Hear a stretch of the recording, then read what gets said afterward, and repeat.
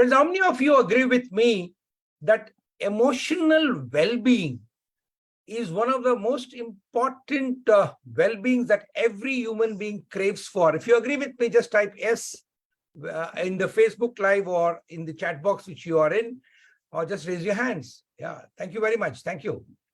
Friends, how many of you also agree with me that post-COVID, there has been a humongous increase in the challenges that people are facing in their mental well-being, and it calls for experts and peoples to come and contribute their wisdom in this particular arena or area of life.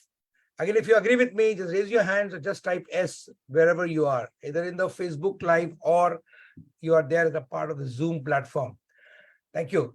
Friends, I welcome each one of you for our 28th episode of our Sales Mastery to Life Mastery Talk Show.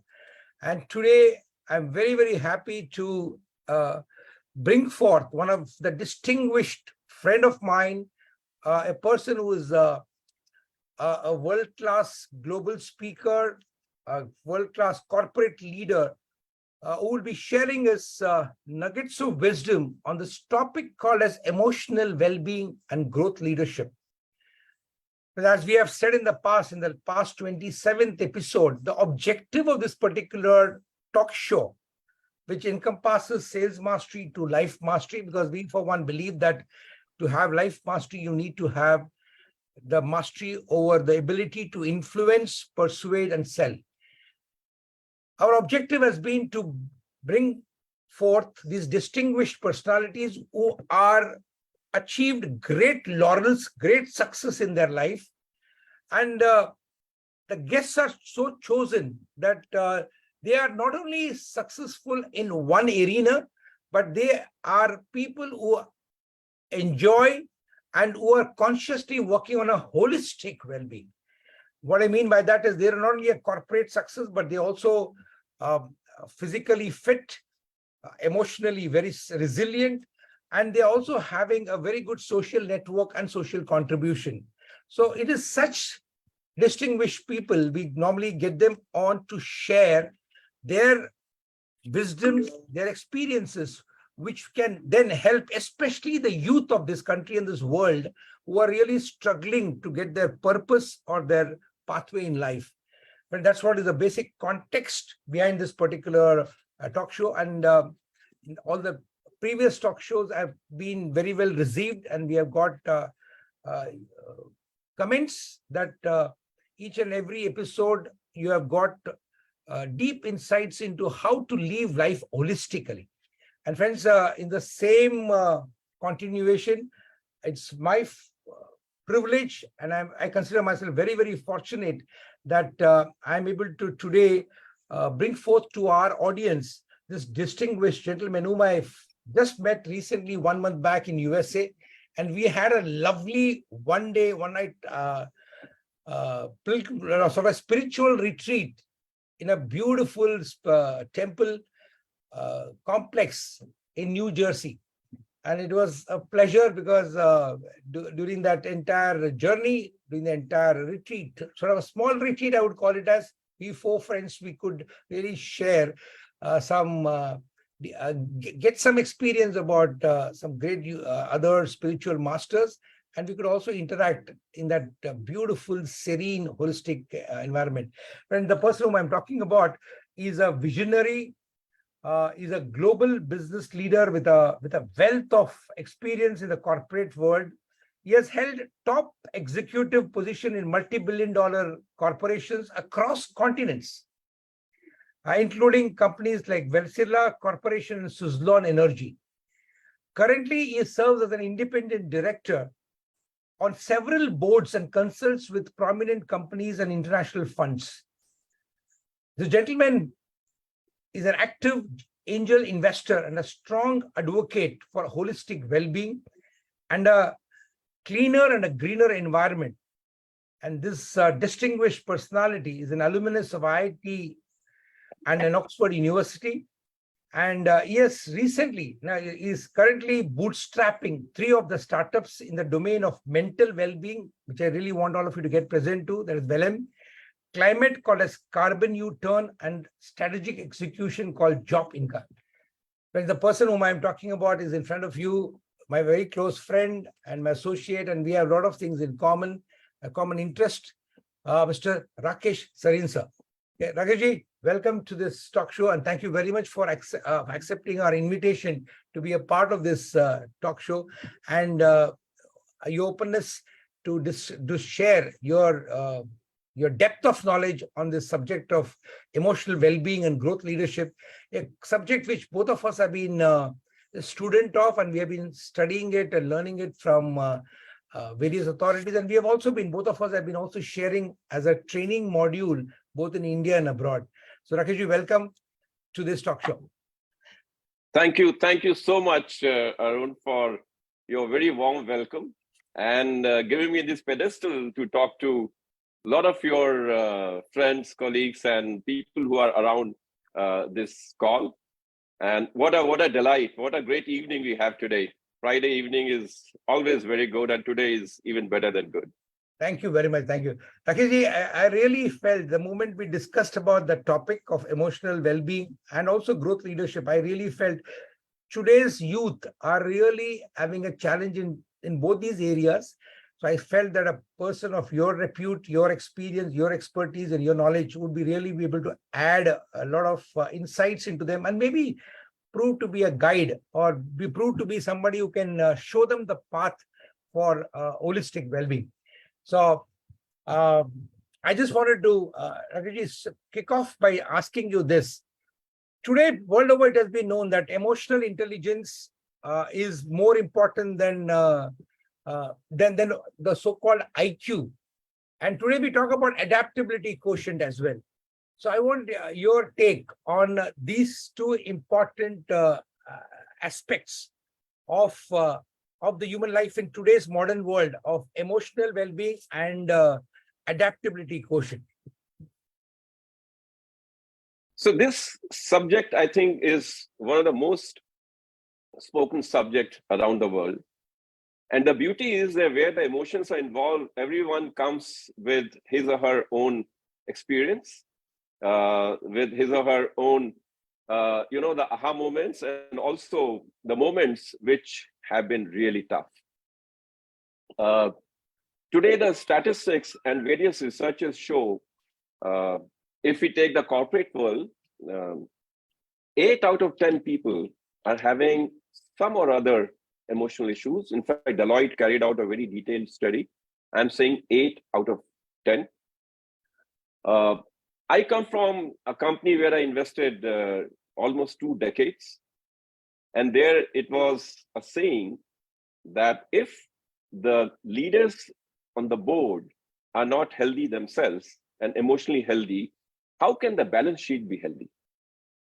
How can they deliver consistently, quarter on quarter, good numbers when their own internal numbers are not matching? Because all of us, who have been in the execution phase, being the CEOs and leaders or the corporate leaders, are always going through, the daily, weekly, monthly, quarterly rigmarole.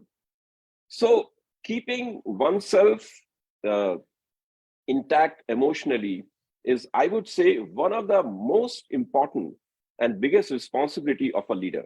Because if we can't keep ourselves intact on that front, how can we take care of the team? So this issue is like, I'm using a pandemic in a different way, is like a pandemic which is increasing because our aspirations are increasing, because our speed is going, at a zillion rate. So everything, has zoomed out, it's getting bigger than life. And we have one instrument out here, and we are all super multitaskers. So it's very, very important to see that, we are keeping that sanity check onto ourselves. Brilliant, Rakeshji, as you rightly said. And it has been proven in number of corporates in India and abroad that companies which devote their effort and their training onto improving the emotional quotient and the adaptability quotient of their team, they're able to even clock in better numbers in terms of profitability, growth, and cash flow. So this is a proven fact. And Rakeshji, what is your experience as a global CEO and also as an independent director in a number of corporations in India and abroad? So, Arunji, if I may say like this, that in the companies, there are people who go on vacation, who go on leave, who are not present, and they are aware that, these team members are not there. But then there are a lot of people who are present in the company, but they are not present, meaning emotionally they're somewhere else. And I have worked in multicultural, multinationalities. At one time, I had almost 50 nationalities, working in my team just at the second level. I realized that some very, very shining stars who have been, the movers and shakers of the company, but something happened wherein we found that, they're not there, although they're coming physically. So as a leadership, there's a word called empathy, to understand. It is very easy to fire people and replace them. But if you have that understanding, for which the leader himself has to have that emotional maturity and emotionally well inside, to find out really the root cause, put systems and processes in the company which can help the individuals to really talk out early in the stage, to get some simple assessments, and nip in the bud is a very strong case in this situation. So I am a very strong proponent and advocate of understanding the team and the larger team and the larger and larger team, where your people are on the emotional aspects, and then engage proactively so that people are able to take those what I would say preventive measures. And there are a host of them. They are very effective measures which are in place. But 90% plus people who are suffering from emotional issues are not able to take any intervention in this world. And there's a study, I'm quoting a number from a very, very very reputed study from here. I can pass on the details to you later on.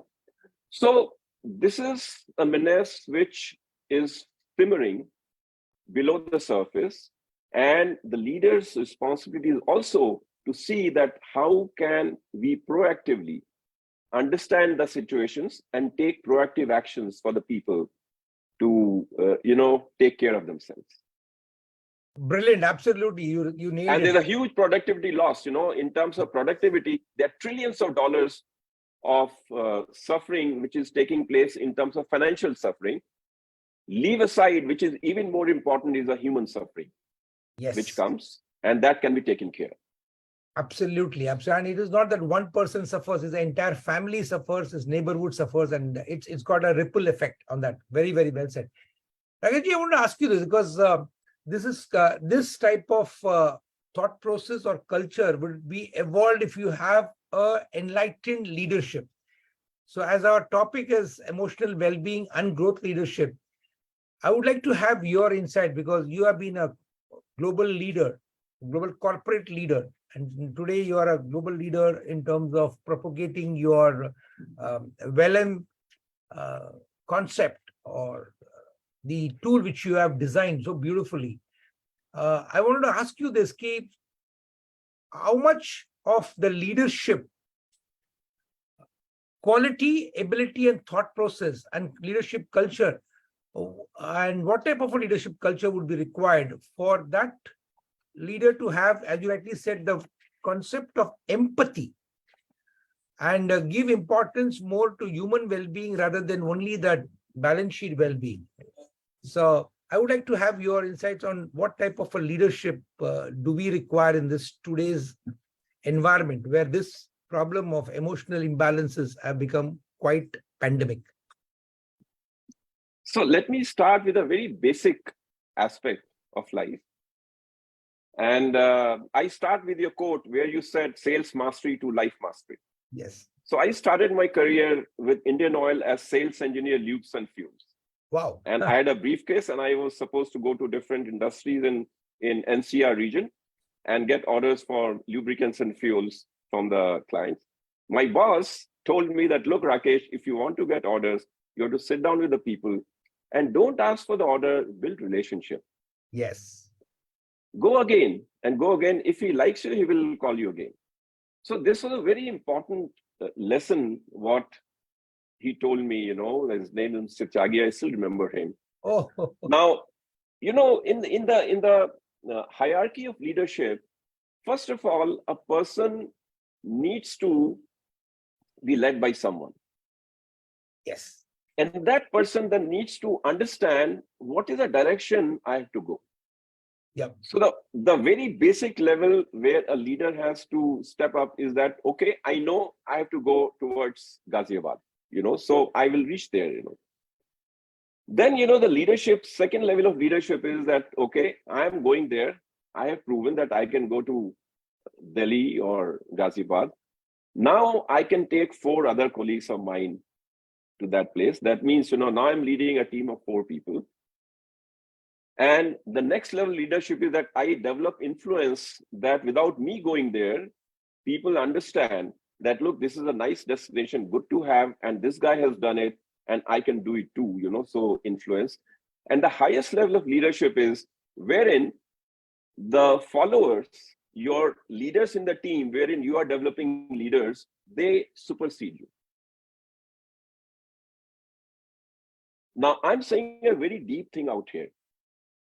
If you are not emotionally strong, you will never leave your seat.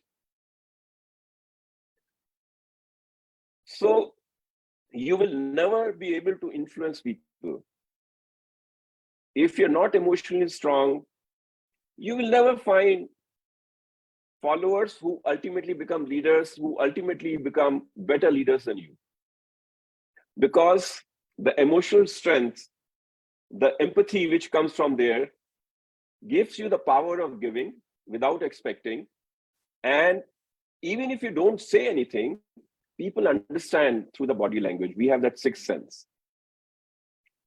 So having that emotional intelligence to build leadership which is sustainable is absolutely critical. It is like oxygen and air to the human body. If someone is not having that intelligence on the emotional side, or then, the person might move up the ladder.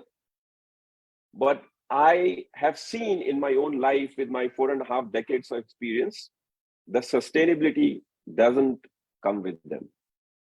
There are 2 kinds of leadership. One is the yesteryear leadership, which we may call it a good leadership, that you can do it by fear, by force, by stick.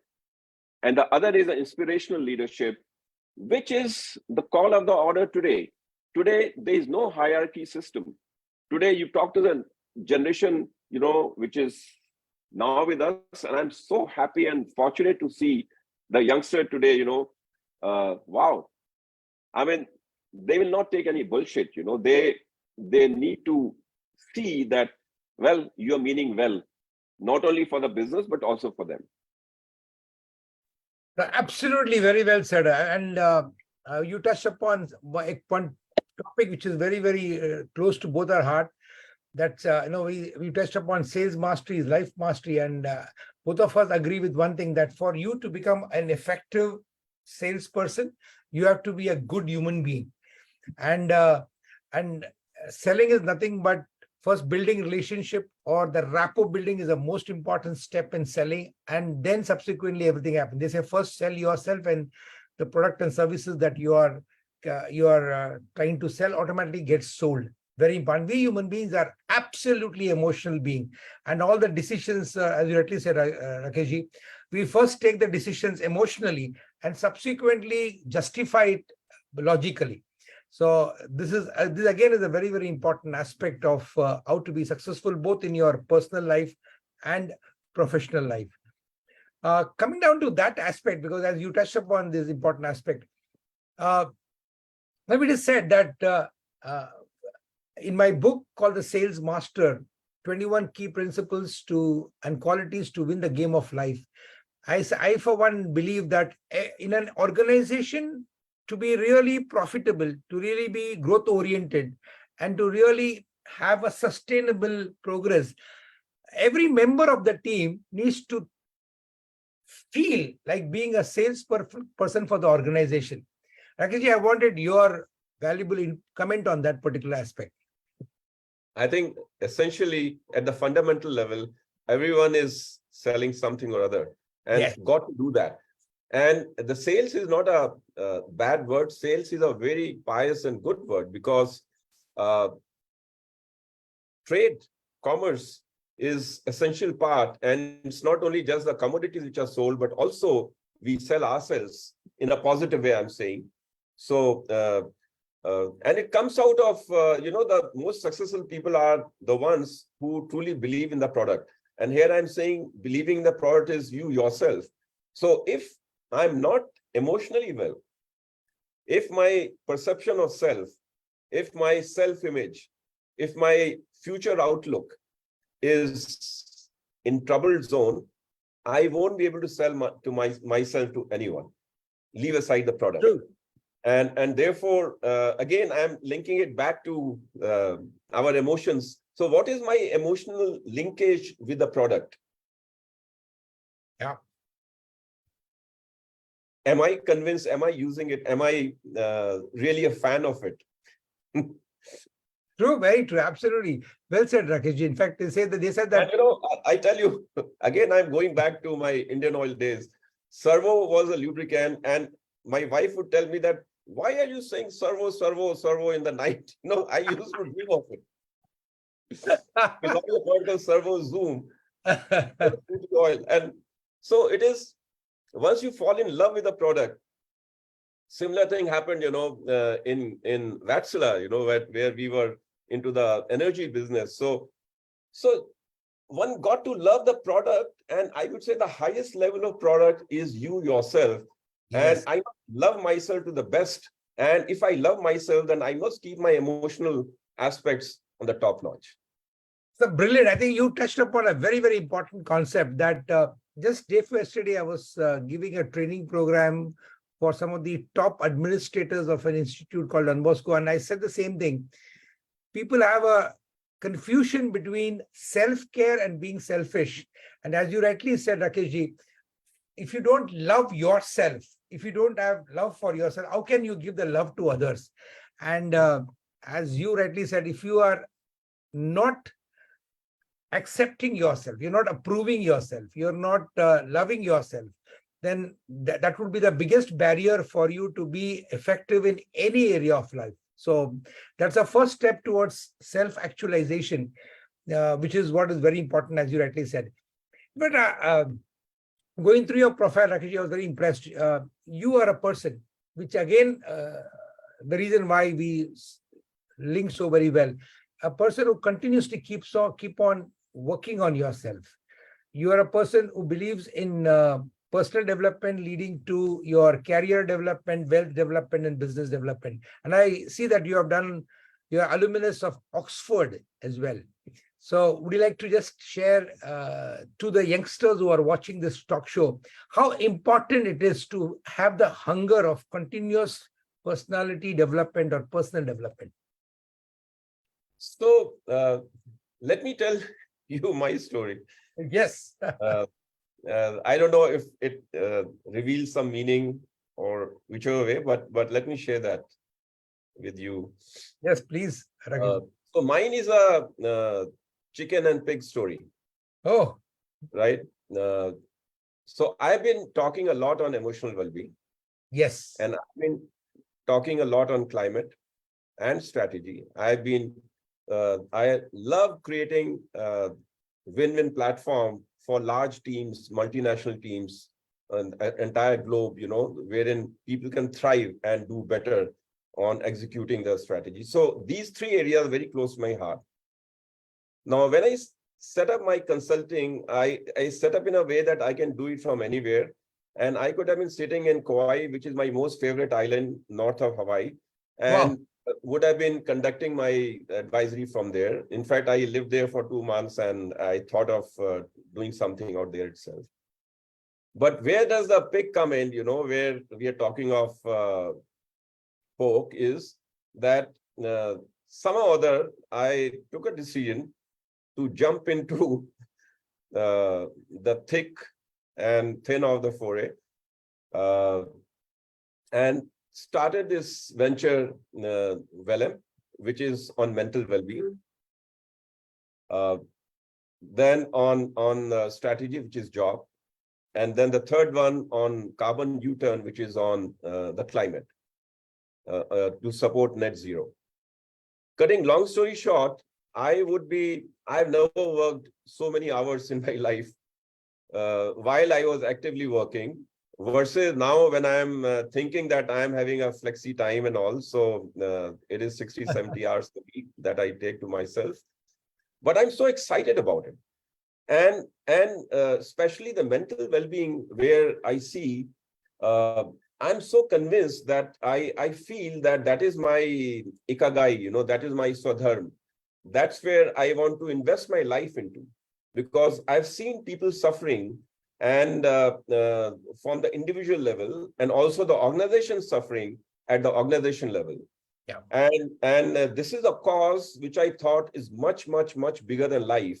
And that's where, we have put certain very potent tools in place, wherein we create the heat map for the organizations to understand what is the emotional level of their teams, to start with, benchmark, establish, the baseline, and then quarter on quarter, like we have the quarterly results, old habits die hard. So we created a platform in a way that every quarter they can see, the companies can see that where is the heat map of emotional well-being going with respect to their entire team, and one can slice and dice. Not only that, as a wide spectrum antibiotic, what we have done, it's not really chemical. We could discover 9 essential laws of well-being, which comes from the mother nature, which is free of cost. Yes. And by using that, and we have curated a journey for the people, they can put back their anxiety and stress and depression at a good level. So it's a very interesting platform that we have created.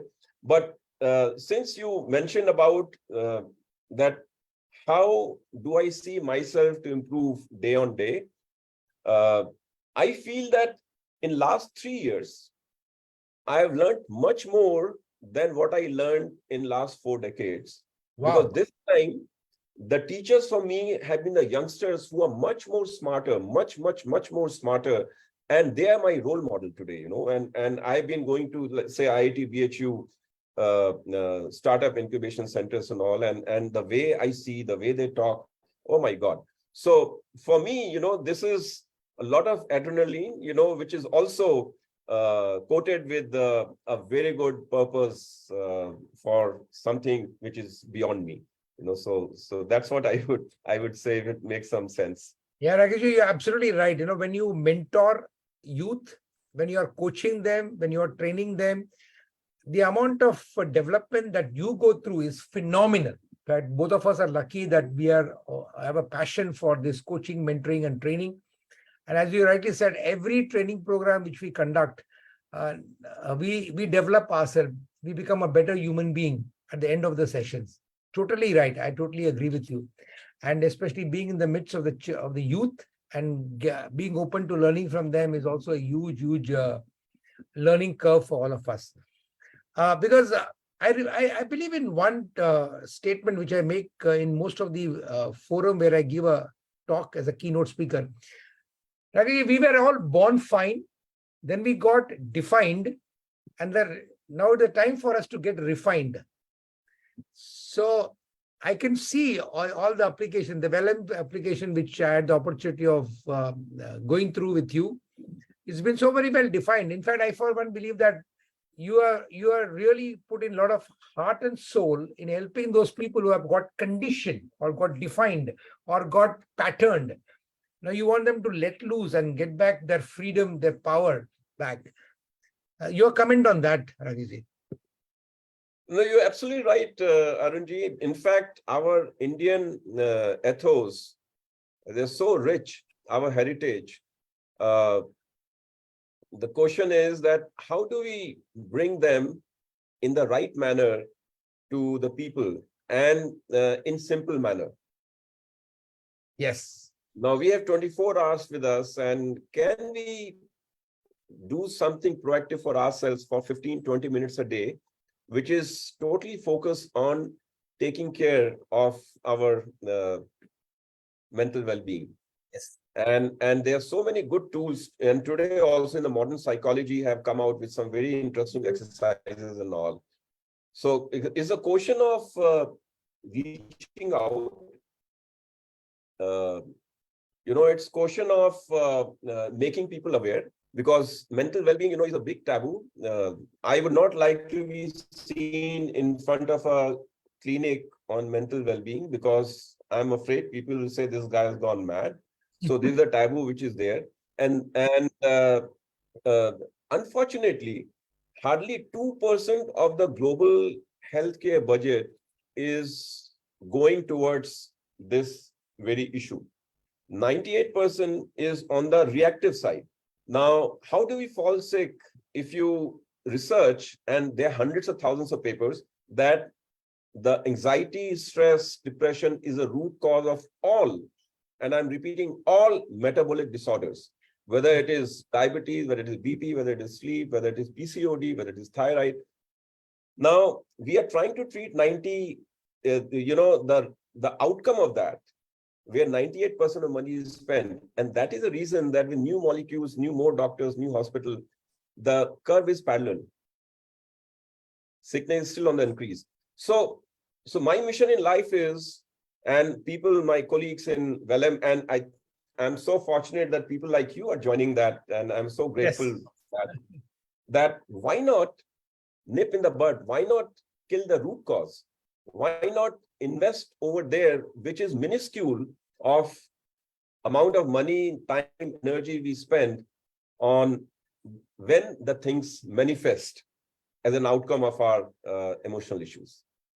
Absolutely right. In fact, Rakesh, both of us have again one more commonality. You have come out with Vellum. I've been very fortunate to found this golden 1 hour concept, which has by God's grace picked up well. In the last 3 years, we have impacted nearly about 2,500 families. And as you rightly said, if a human being gets present to that, at least for 1 hour in a day, if they can take care of this body, mind, and soul by some simple, almost free rituals and routines, as you rightly said, they can get back the peak health. Like you, I also believe that this body is the best pharmacy in the world.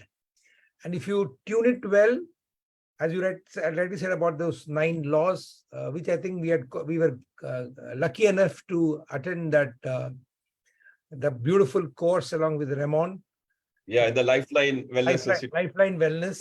Okay. And those simple and those what we learn in Lifeline, we have it in our Indian culture, as you would appreciate. And we are lucky, we have so much of sunshine. We have got so much of place to walk around. We have got good water. All those things are already there here. So basically, you are right. Basically, this consciousness has to come in. And as you rightly said, we should not be measured by how much money we have. We should be measured by how much of healthy well-being in body, mind, and soul you have. Well, your comment on that, Rakesh? So you're absolutely right, Arunji. I 100% agree on that front. I mean, we come from the same school of thought. But a bigger question which also looms in front of all of us is that how would a leadership behave when the time is tough? Yes. When the markets are down, when the cost cutting is coming place, the downsizing is coming place. And I've seen in my own life, I've done downsizing as well in large corporates. You got to do that. But then I've seen there's a difference between downsizing and downsizing. Yes. How can a leader bring empathy if the leader is lacking empathy himself in the system? I mean to say, bring empathy in the system when the leadership lack the empathy themselves. Yes. So it's not question of giving more money or less money. It's a question of what you say and how you say it.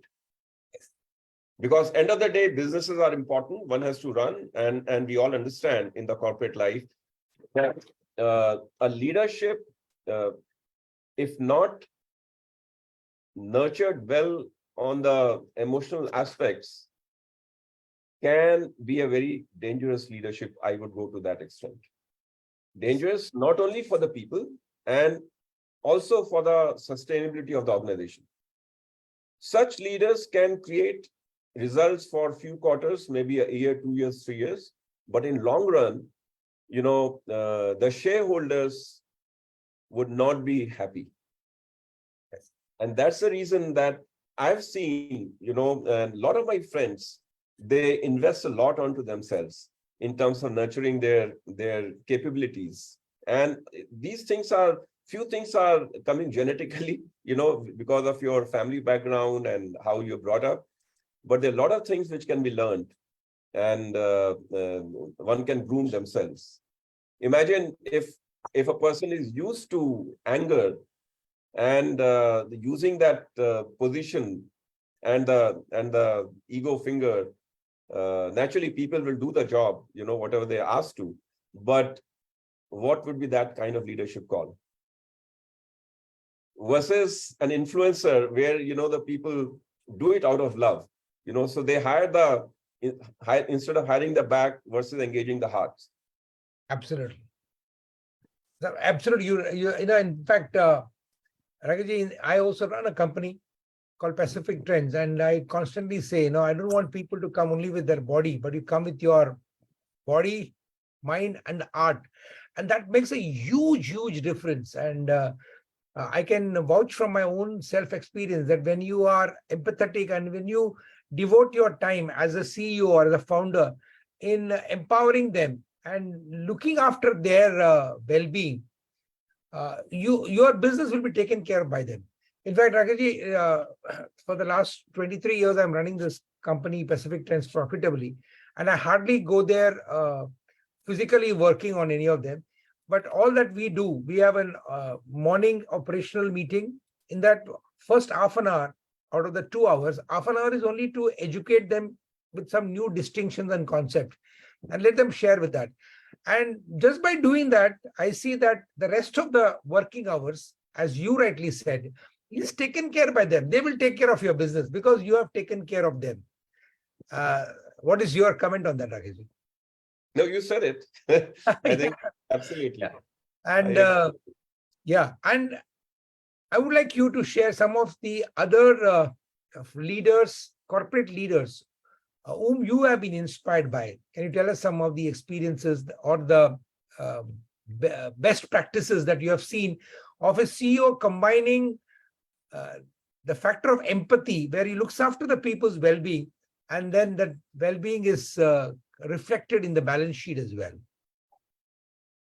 So let me talk about my earlier company called Wärtsilä Corporation. Yes, sure. Then I'll talk about Suzlon as well. Yes. In Wärtsilä, by the way, would be now more than 185 years young company. Yeah. Young company, yes. I remember at one time it was adjudged as among the top 100 sustainable companies. Wow, brilliant. So a large segment, and I was heading the energy vertical, global president for that. And we had a very strong culture of coaching. Oh. And all the leaders were given special training how to coach, and we followed a method called GROW, coaching practice, in which, it was more of the asking question methodology rather than directing. Ah, And we had three values called triple E: energy, excellence, excitement. wow. And I tell you, those values did not remain just in the company. So energy is, look at opportunities, make it happen. Excellence is do better than the best. And excitement is, so these value systems, were not just in the company, but they travel to your home. Wow, yes. That's what bind the company. In Suzlon, while Suzlon has gone through a rough patch, but they're getting back again. And what a connect between the people.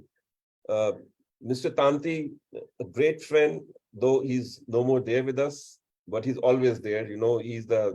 He's the person who brought wind sector into the country.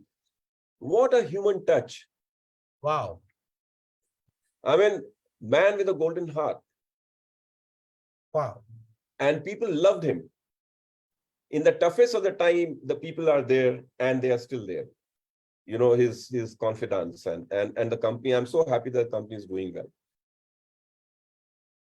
So putting these values, the right values in the company, human touch, and so these have really inspired me and learned from them. And the way these people work, the leadership worked in these companies, is truly great.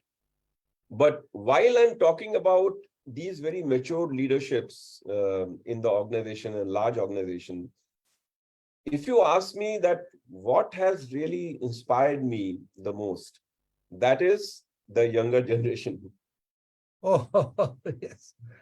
I remember going to IIT BHU, and I won't try taking the name of the person, Kshitij. He's the head of CSC, Student Council.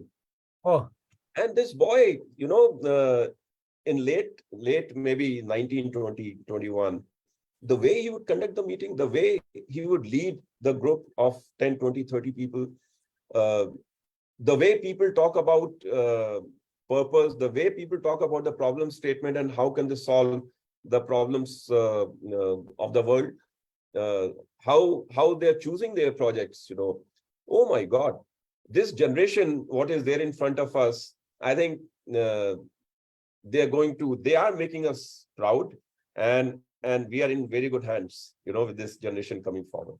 brilliant. In fact, the next question follows that, Rakeshji. I think you would appreciate with me that great leaders are not born, but they're made by the right environment, right mentor, and the right coaching, and the right, basically circumstance. I would say basically the environment, culture, and the mentors. I would like to have your opinion on that. Ki, how do corporates develop leaders? Because you would appreciate that generating good leaders can be a winning edge or a cutting edge in today's competitive world. Corporates play a very important role in developing leadership. And I think all corporates, worth their name, they invest a lot on the employee, this thing. And I've been extremely fortunate in that sense. Yeah. I remember, as a very young guy, I attended a program called Principles of Management in Sea Princess Hotel in Juhu, Bombay, organized by Indian Oil. And my very dear friend, Dr. DNB Singh, was manager training at that time. First time I learned there the meditation practice. Oh. Because from Swami Vivekananda Ashram, one Swamiji used to come. And it was a 15 days program, but it changed my life. Wow. It enhanced my performance. It did so many things to me, and I felt so elated. So trainings play a very important role, and I think this is a small investment which brings multitude of results, and not only for the company, but also changes the life of the people. That has been one turning point in my life. And this honors work, what you are doing in, your sessions, I've seen some of them in training and sales training and motivational trainings and all. I think it is something of great relevance, in today's era. So this is one aspect where people get a chance if they join good company. Yes. Now the question is, there are also people who don't have the chance to join a good company. What do they do?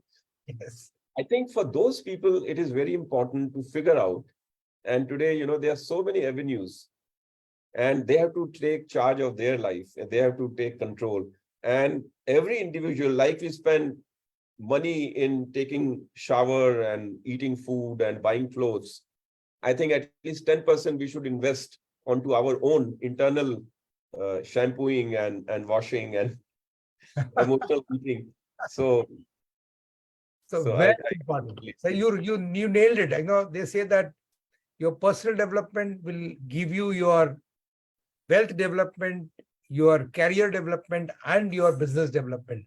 I think you rightly said, people need to spend at least 10% of their earnings on their own self, because this is the biggest asset that we human beings have. All the other asset classes, they may come and go, but this is something which is going to remain forever. And as you rightly pointed out, a good training program can be transformational. Just one good thought can transform your life.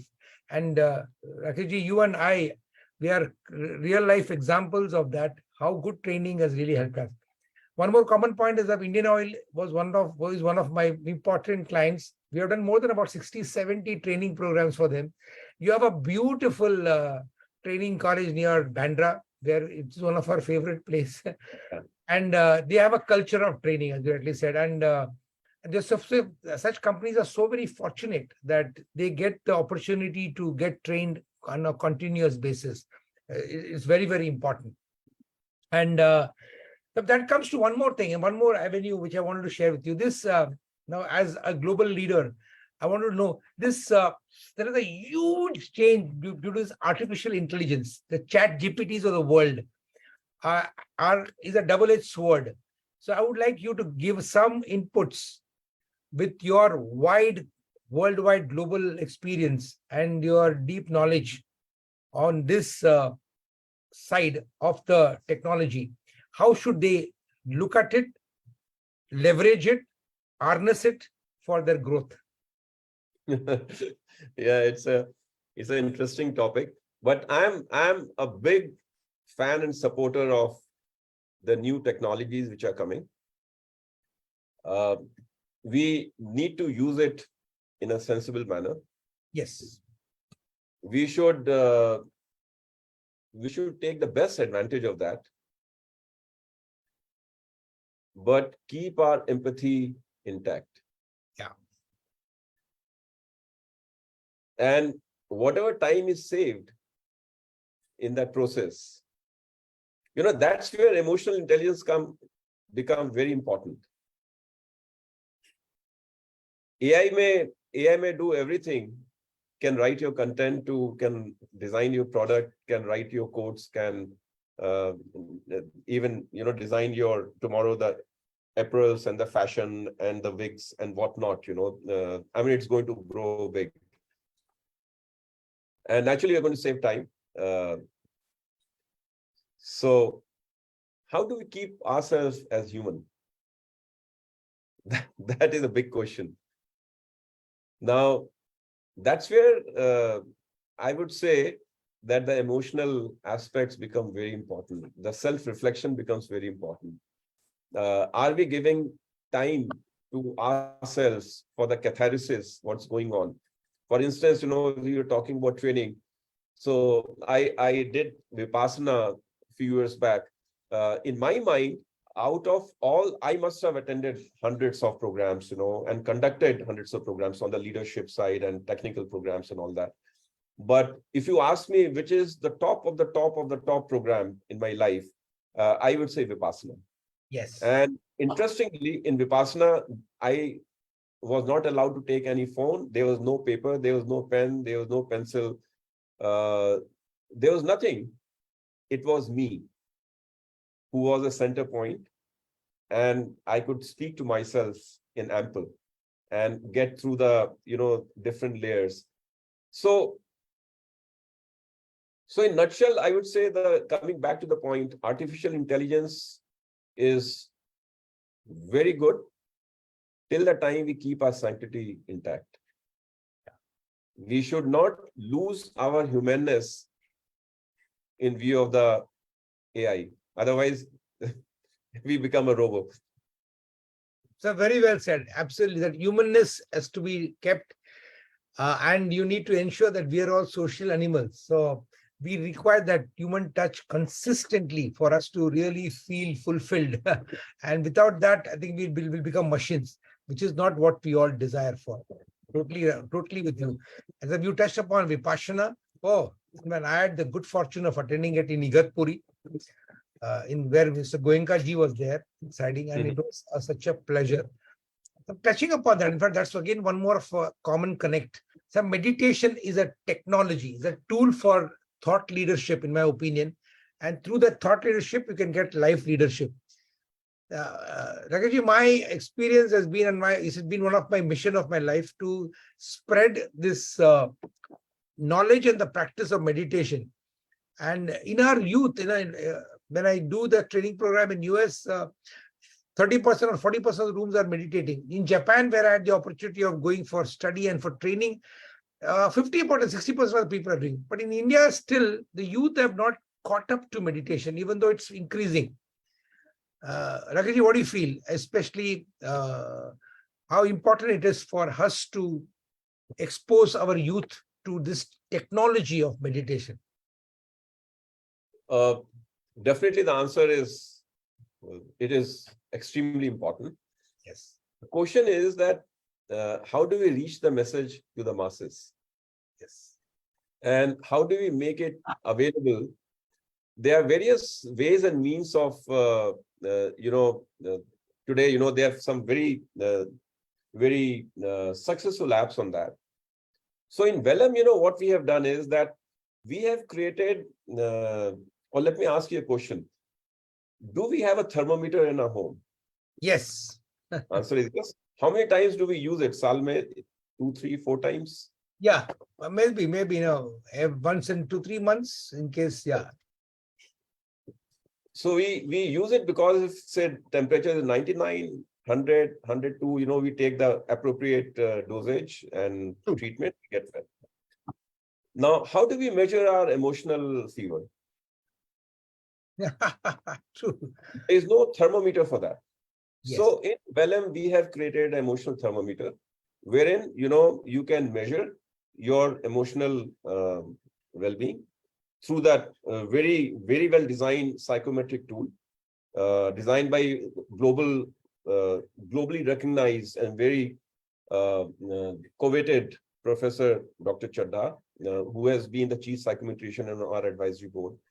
So you understand, and then, we have curated a journey in which it is not, it's curated a journey to the specific needs of the people. And even meditations, there are different kind of meditations. So we can even recommend what could be the best way for you to proceed. Excellent. So, and then, whether somebody is in Timbuktu or somebody sitting in Florida or somebody is here in Ghaziabad next door, people can use their own time space in their own privacy through our guided program on the app itself. So I think there are people who are trying to reach out to masses. So the question is that this awareness is going up, tools are available, and at individual level, we got to be seekers today. And I think we all have to propagate that, in our own capacities, that look, we can at least take horse to the water, and ultimately it has to be taken by the horse. Sir, very well said. In fact, your Vellum app is such a brilliant app. I think if people really take to it, and make it a habit to use it. I think it can be a huge contributor uh, for them to get a handle, or for them to get a control over their own holistic well-being. And I think it's a really well-developed, well-curated, well-intentioned app. And I really hope and pray that all those youngsters who are watching this chat show, please visit Vellum app application. We will give it in the chat box here, so that you can realize the value, because these apps take a lot of time. I know, a lot of effort for one to curate it, and it takes not only effort, it takes to bring in all these global experts. It takes a lot of resources as well. So now that we have it, so please make use of it, because this is what the technology has made us available. Like because of this technology today, it is much more easier for all of us to spread this knowledge, and even share as to how to bring it into one's life as well. So very well said. I think that's again very important. Rakesh, as I said, how the time flies, we just don't realize. It's already 57 minutes. We are at 6:57, and I'd promised that I would take only 1 hour of your valuable time. So we are at the fag end of it. Rakesh, I want you to, especially to the youngsters, I would like you to give them the message and some maybe roadmap as to how they can lead. As you already said, we are not only here for money. Money is important, but money will come. But ultimately, money is only a tool for your ultimate end of happiness or well-being. So what would be your tips, some 4 or 5 tips which you would like to give them, how to lead life or enjoy this beautiful gift of human life which we have been blessed with? So a very, very simple message. Today's generation is gifted. They're worldly aware, well educated, well thought, and just 1 second. Well read, well meaning. I would suggest that they should give special attention on a continual education program to themselves. And when I'm saying continual education program is that maybe invest 20 minutes or 30 minutes a day. Maybe they read 5-10 pages of a book. Maybe they do 10 minutes of meditation, go through a process in which they can give something to somebody. And when you go through the continual education program, there are various ways where you will get a lot of pearls of wisdom in the process. Formulate your own affirmations, understand where you are, reflect on that, understand your emotional well-being. And then I have a very popular saying that what gets measured improves. Yes. And what gets measured and rewarded improves faster. Yes. So measure your situation where you are, and then design your strategy with a purpose to give it to yourself, and then you have the capacity to give to the whole world. Very well said. Absolutely brilliant. Rakeshji, thank you very much. In fact, friends, last question, of course, not this. Rakeshji is the G20 co-chair for the Wellbeing Summit, which has been held in New Delhi from October 13th and 14th. So any message from that perspective, Rakeshji? So it is a great event which is taking place. In fact, it's the World Diabetes and Wellness Summit. So both diabetes and wellness, it is being organized, in a great fashion. It is happening on 14th, 15th of October in Pragati Maidan, Delhi. So we are bringing global specialists, and Dr. Arun is also coming as the panelist and speaker out there. And I would say that this event is going to bring some very important leadership who can give message around the world in terms of how to heal yourself, how to be better, how to take care of one of the biggest menace, around us, which is diabetes. Uh, so if some of you, are here who are interested in these areas, I would love to you to participate in that. And maybe Arunji can share the Yes. details of that program separately to the people. Absolutely. And thank you very much for for bringing that such a summit into place, because it's very much important, because awareness is the first step for transformation.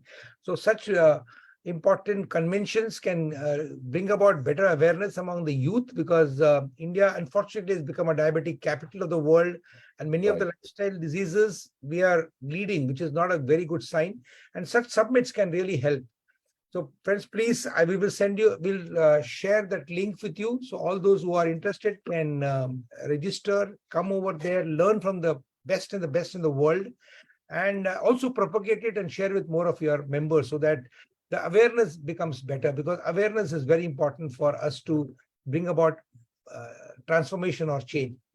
Friends, one more thing I wanted to share that from 31st of August to 3rd of September, our 17th batch of our holistic well-being program, conducted by eCube India, our training company, and the Global MILT Forum, is going to happen. This is the 17th batch, as I said. This will be a 4-day training program, 2 hours in the morning from 6 to 8. We will share that link as well. It is on the first come first basis registration. So whoever wants to join that, because this we are doing as a absolutely same thought process or mission as Rakesh was talking about, to make this world a little bit more healthier. We'll be teaching you 15 elements, starting from prayer, affirmations, physical warm-up sessions, Surya Namaskar, nitric oxide dump, pranayama, emotional freedom technique, gratitude process, and Ho'oponopono prayer. So all these are nicely curated, and by God's grace, I would say, this entire 15 elements has come in very beautifully. Again, it's His grace, which you can do in just 1 hour per day. And just by doing this, as Rakesh ji was saying, you can get back your holistic well-being. We don't have to take allopathic or any medicines for that matter. Your body is your best tool. It's the best pharmacy. And if you can just invest your time on that, attention, mindfulness on that, I think what both of us are committed, we can make this world a more healthier, more happier, and a more prosperous place. Okay. So friends, Rakesh, at the end, once again, on behalf of the entire team of eCube, thank you very much for sparing your valuable time and sharing those nuggets of wisdom. Friends, this entire episode is being recorded. It will be put in our YouTube channel. So please watch it and then share it with as many people as possible, because each of those nuggets of wisdom in your holistic, personal life, professional life, social life, spiritual life, those beautiful advices given by Rakesh ji would be of a great help in your life. Thank you very much, Rakesh ji. Thank you so much. Thank you so much, Arunji. I'm so grateful to you, and you are doing such wonderful stuff for people. Thank you so much. Very kind of you. God bless. Thank you, Rakesh ji. Bye. Bye. Bye.